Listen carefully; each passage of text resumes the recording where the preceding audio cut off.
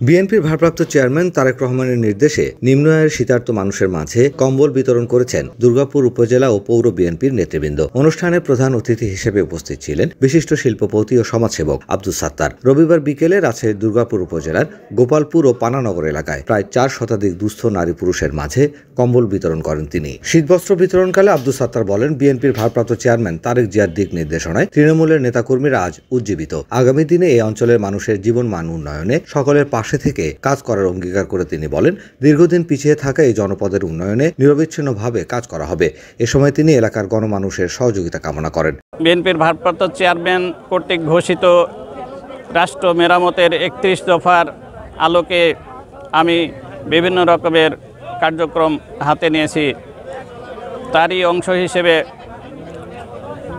শীতবস্ত্র বিতরণের কর্মসূচি আজকে অনুষ্ঠিত হচ্ছে।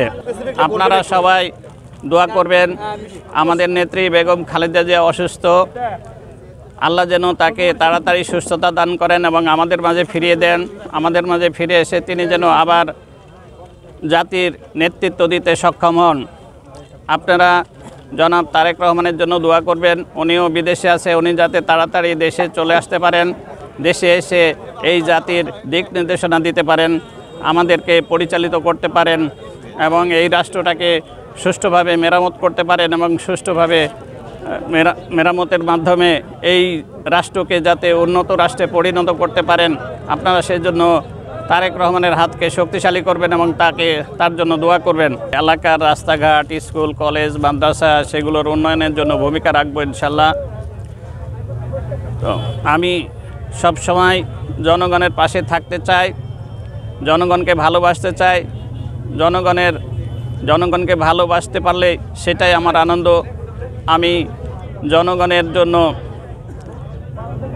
আমি সার্বক্ষণিক জনগণের কাজে নিয়োজিত রাখতে চাই নিজেকে।